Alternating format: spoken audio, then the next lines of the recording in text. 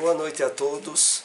Vamos iniciar mais um estudo do livro Consciência Espírita. Estamos agora tratando do tema O Sentido do Trabalho do Bem em Nossas Vidas, 7ª parte. Lembramos que os estudos anteriores se encontram no nosso canal no YouTube. Você pode acessar e acompanhar desde os estudos anteriores. Vamos aqui para a nossa introdução, que é um comentário de uma mensagem do Espírito Emmanuel, do livro Cartas Universais e Apocalipse, o Evangelho comentado por Emmanuel. Primeira carta a Pedro, capítulo 3, versículo 11. Separamos esse parágrafo. Não existe tranquilidade real sem Cristo em nós, dentro de qualquer situação em que estejamos situados. E a fórmula de integração da nossa alma com Jesus é invariável.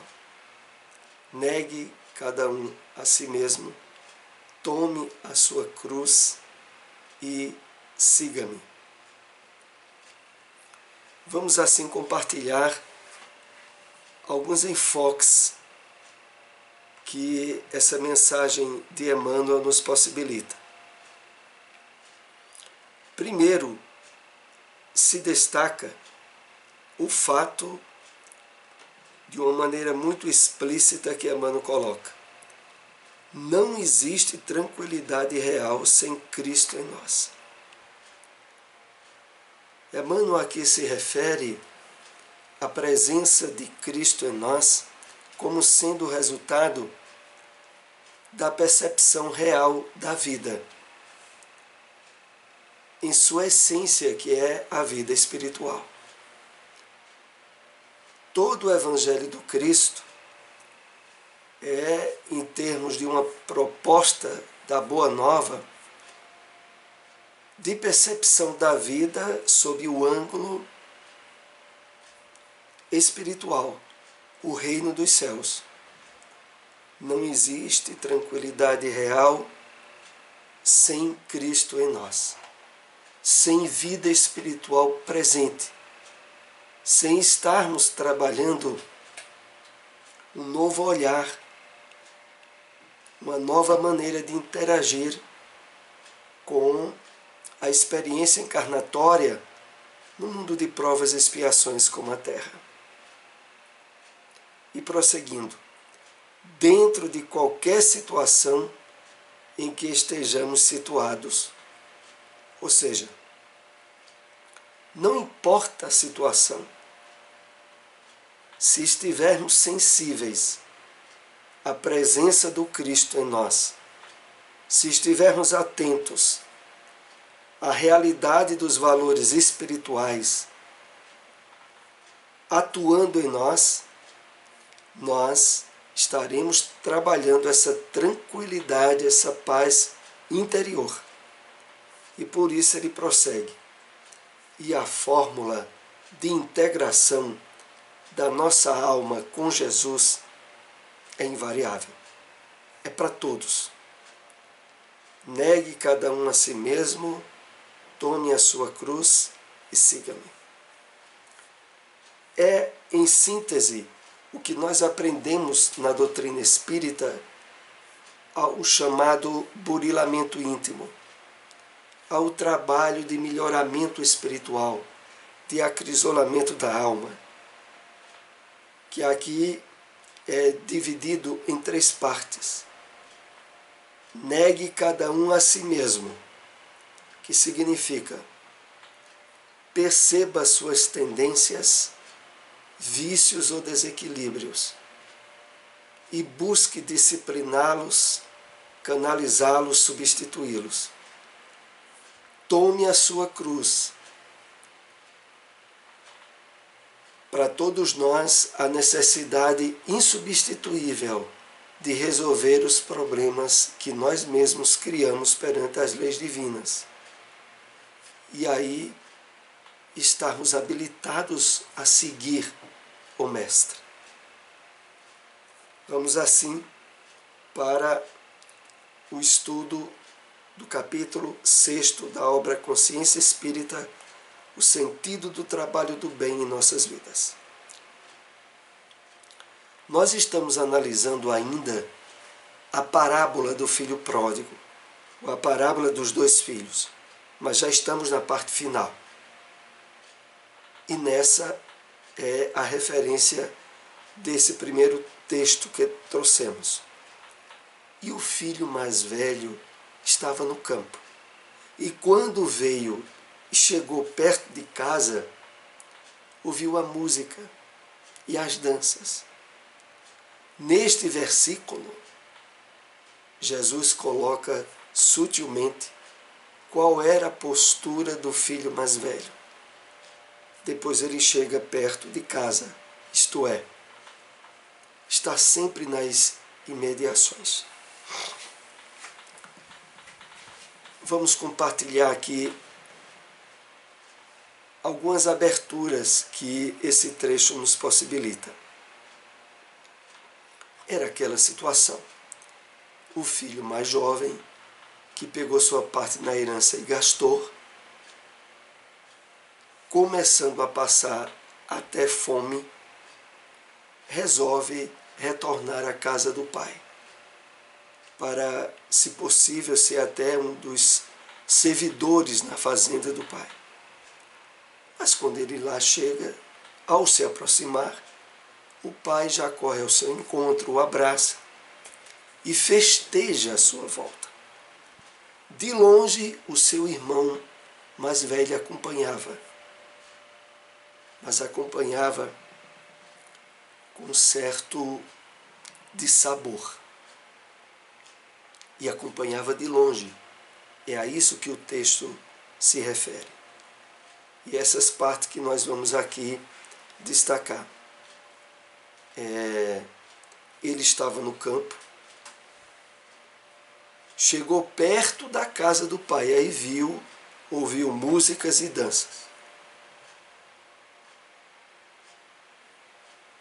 Nesse versículo, Jesus coloca sutilmente qual a postura do filho mais velho, que é a postura de ficar observando de longe, de não entrar na casa do pai como sendo o trabalho de consciência em harmonia com as leis divinas. Depois ele chega perto da casa, mas está sempre nas imediações. Eu me lembro aqui de uma mensagem comentada pelo Espírito Emmanuel, que se encontra no livro Pão Nosso, quando ele se refere àquela circunstância aonde Pedro, no momento da crucificação, procura acompanhar de longe o que ia acontecer. E nessa mensagem, Emmanuel nos faz algumas advertências sobre isso. A grande dificuldade que nós temos em vivenciar os ensinos do Cristo, em beneficiarmos-nos com o despertamento da consciência ativa no bem, é não permitir uma aproximação mais íntima com a proposta do Evangelho. É querer observar as pessoas que dizem estar também estudando ou envolvendo-se, no nosso caso, com as tarefas espíritas, para observar qual vai ser o resultado da participação de outros. Mas ainda naquele sentido de ficar analisando de longe, de não querer se envolver logo. É sobre isso que Emmanuel traz as advertências. Porque aí é onde está o grande campo de quedas, de desequilíbrios morais. Porque a pessoa não se permite uma sensibilização maior, uma transformação íntima na vivência da proposta do Evangelho do Cristo. Prossigamos. Como estar na casa do Pai é o símbolo da comunhão com nossa essência divina e as leis divinas íncitas nela e da comunhão com Deus, Jesus mostra que ele parece estar em comunhão com Deus. Ele, o filho mais jovem. Aliás, o filho mais velho. Mas, de fato, não está. Fica perto, nos arredores, no campo, em volta da casa. Então, o que fica aqui bem explícito é a falta de comunhão do filho com o pai, no sentido mais elevado. De, através de uma atitude egoísta, orgulhosa, de sempre procurar ficar na observação. Contudo, o pai vai até ele e o convida para que entre em casa, em comunhão com ele, o pai, e com o irmão que retornou. É o que Deus faz conosco, sempre nos convidando de todas as formas para entrarmos em comunhão com Ele e com o nosso próximo. Então, aqui na simbologia da parábola, o livro Consciência Espírita nos chama, o Espírito Honório, que orientou a obra, a perceber que naquele momento em que o pai convida o filho mais velho para entrar em casa também e comungar da felicidade que ele sentia pelo retorno do filho mais jovem, isso ocorre conosco na medida em que nós nos possibilitamos receber o Evangelho do Cristo em nós. Nós somos chamados a estar em comunhão com Deus e com o nosso semelhante, não importa quem ele seja, a quebrar correntes de ódio, de desavenças e perceber na humanidade a nossa irmandade maior. As leis divinas íncitas em nossa consciência não é algo que seguimos a partir de uma regra fora de nós, e sim algo vivo dentro de nós mesmos. Essa ressalva é importante para entendermos o comportamento mascarado do filho mais velho. Aqui nós percebemos o aprofundamento em que a parábola vai sendo tratada. Então, as leis divinas estão íncitas em nossa consciência. E nós devemos, na medida em que nos sensibilizamos ao Evangelho do Cristo, expressar atitude e comportamento coerente com essas leis como uma consequência prazerosa em nossa vida. Não é um cumprimento, uma obrigação de seguir o mandamento. É a expressão do mandamento que já está em nós e que, através da consciência desperta e esclarecida pelo Evangelho do Cristo, nos possibilita expressar e vivenciar com o nosso próximo. Então, quando aqui é colocado essa ressalva é importante para entendermos o comportamento mascarado do filho mais velho, era porque o filho mais velho, ele tinha uma atitude e um comportamento por obrigação, não por amor. Ele obedecia ao pai em cuidar da fazenda, em trabalhar por obrigação. Não era a expressão espontânea do amor das leis divinas que que já está em nós. Assim também, contextualizando com a nossa experiência pessoal, nossa atividade no bem, nosso trabalho na seara espírita, o que nós fizermos pela sua divulgação, efetivamente, para ter qualidade, tem que ser feita com amor e não com uma obrigação. Os compromissos que assumimos na casa espírita, no trabalho mediúnico, no trabalho da terapia com os passes, todas essas atividades têm que ser praticadas e vivenciadas envolvendo-nos na expressão autêntica do amor às leis divinas e não de uma obrigação. O próprio filho demonstra o afastamento que mantinha do pai, porque mente de uma forma cínica. Vimos que Jesus diz no início da parábola que o pai reparte a fazenda para os dois. E o filho mais velho diz ao pai cinicamente que nem um cabrito havia recebido pela dedicação e pelo trabalho que fazia na fazenda. Era uma mentira, porque houve a divisão da herança.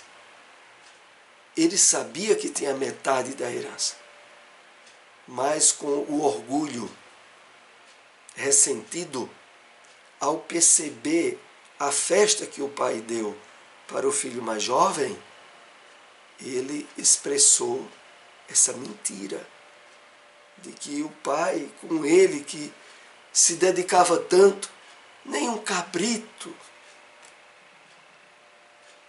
E aí nós vamos percebendo o nível de desamor, de egoísmo que o filho mais velho mantinha dentro dele. Quando estamos usufruindo o que temos de maneira automática, nem nos lembramos que todos esses recursos são empréstimos de Deus para evoluirmos. Então, era isso que acontecia na parábola com o filho mais velho. Ele usufruía de tudo que a fazenda possibilitava, mas dentro dele não havia reconhecimento nenhum para com isso. Nós também, na nossa experiência pessoal, devemos refletir a respeito. É preciso analisarmos até que ponto temos de fato sido gratos por certas circunstâncias ou facilidades da nossa vida, da nossa encarnação. A saúde que podemos estar usufruindo, certas possibilidades materiais, o usufruto dos benefícios que a natureza nos dá gratuitamente, o ar que respiramos, como no período desse de pandemia do coronavírus, nada tão importante para nos lembrarmos. Então nós usufruímos de uma série de situações que achamos que é obrigação da vida e de Deus nos ter concedido, quando na verdade nós usufruímos da misericórdia divina, porque na maior parte das vezes nós ainda não fazemos jus a essas facilidades.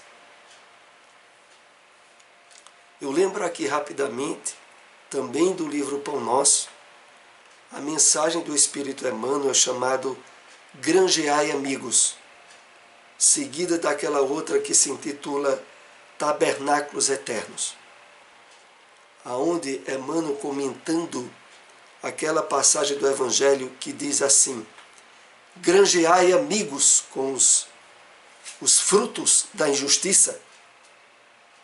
Emmanuel comenta nessas mensagens que a maioria de nós usufruímos facilidades e possibilidades que a misericórdia divina nos dá, não por méritos que normalmente ainda não temos, mas por créditos adiantados. Duas mensagens muito importantes para a reflexão nossa. Está lá no livro Pão Nosso. Continuemos. Percebemos que o filho mais velho fala sem nunca transgredir o teu mandamento, explicitando que o mandamento era uma obrigação a que ele se impunha. Na parábola tem essa parte significativa também, porque diz assim: o filho mais velho, que ele tem trabalhado na fazenda sem nunca transgredir o mandamento do pai, e nem um cabrito ele ganhou. Nessa fala do filho mais velho, há uma série de detalhes que evidencia o nível de desequilíbrio que ele tinha. Entre outros, que aqui esse texto nos chama, o fato de obedecer ao mandamento como obrigação e não como gesto espontâneo de amor ao Pai. Nós precisamos muito refletir sobre isso. O trabalho que estejamos fazendo de melhoramento íntimo, de estarmos mais em harmonia com as leis divinas, é feito porque o amor do Cristo nos envolve ou fazemos por obrigação. O apóstolo Paulo tem uma frase nas suas cartas, uma pequena frase que sempre me chamou muito a atenção, pelo profundo conteúdo que tem. E ele diz assim: o amor do Cristo nos constrange. Emmanuel, me parece que nessa série de livros da série Fonte Viva também comenta essa passagem. O amor do Cristo nos constrange. Nos constrange nos incomoda, nos desestabiliza, nos chama a atenção. Então, o propósito de seguir as leis divinas só se consegue de forma exitosa quando o que nos leva a estar em harmonia com essas leis é o amor e não a obrigação. Porque por obrigação gera o farisaísmo, a hipocrisia. Precisamos muito refletir sobre isso. Porque na proposta de espiritualização que a doutrina nos convida, o trabalho de harmonia com as leis divinas tem que ter esse pré-requisito de ser estabelecido pelo sentimento, pelo amor. Essa obrigatoriedade de servir a Deus não é criação divina, é algo que instituímos para tentar barganhar com Deus. É fruto da deturpação das lições que Jesus oferece em seu Evangelho. Então, não é estar atento às leis divinas por obrigação. É por isso, outra vez nos referindo ao apóstolo Paulo, na carta aos Hebreus ele diz que agora com Cristo as leis divinas não estariam mais escritas em tábuas de pedras, mas estariam escritas em nossos corações, evidenciando que nós agora estaríamos sendo transformados pelo amor e não pela obrigação de cumprir mandamentos. Porque, voltamos a dizer, por obrigação, normalmente se gera hipocrisia. Então, é algo que instituímos para barganhar com Deus. É fruto da deturpação das lições de Jesus. Oferece em seu Evangelho. Aqueles que têm uma certa leitura da Bíblia se lembrarão que inúmeras passagens do Novo Testamento, nas cartas de Paulo, sempre é destacado o seguinte fato: o povo hebreu não percebeu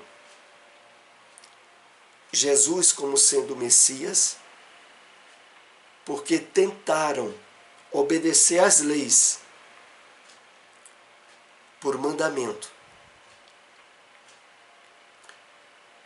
E, claro, não conseguiram. Porque as leis divinas, só se consegue de fato cumpri-las quando é através do amor.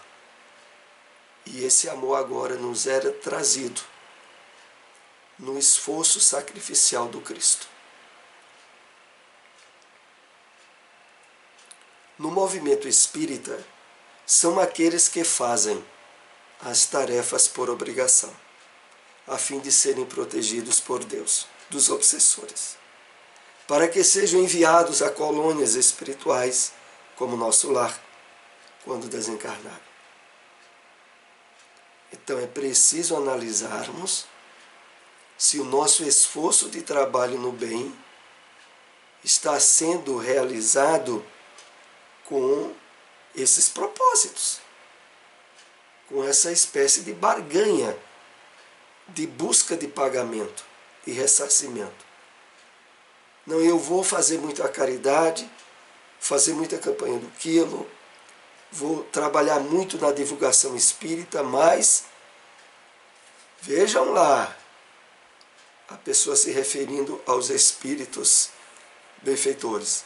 Vejam lá para que quando eu retornar ao mundo espiritual, eu possa receber o resultado desse meu esforço. Não é para ser assim. Na verdade, ao nos sensibilizarmos de fato às propostas do Evangelho do Cristo, o trabalho no bem, o trabalho na caridade, o trabalho pela doutrina espírita, efetiva-se como consequência do amor que passamos a ter a Deus, a vida, as leis divinas. É preciso que, de fato, essa sensibilidade esteja sendo trabalhada para que a nossa atuação no bem seja, de fato, exitosa, espiritualmente falando. O filho mais velho acredita ser puro, bom, servidor, enquanto o outro filho do seu pai, um perdulário impuro, um gastador. O que o puritano nega? O desejo de perdição que ele mantém dentro dele e projeta no outro. Aqui tem uma grande lição para cada um de nós.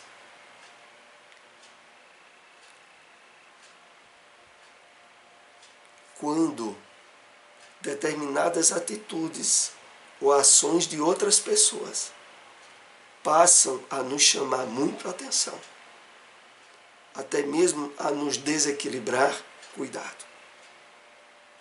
Pode estar em jogo um mecanismo de projeção, que era isso que o irmão mais velho tinha em relação ao que o mais novo fez. Dentro dele havia muita vontade de fazer o que o mais jovem fez. Mas, pelas circunstâncias, ele não fez. Mas ele não conseguia negar o despeito que dentro dele havia pelo irmão mais jovem, porque ele gostaria muito de ter feito aquilo que o seu irmão fez. Assim também nós precisamos sempre estar atentos. Quando determinadas coisas do nosso próximo, pode ser até num familiar nosso, nos cutuca muito, nos causa certo constrangimento, cuidado.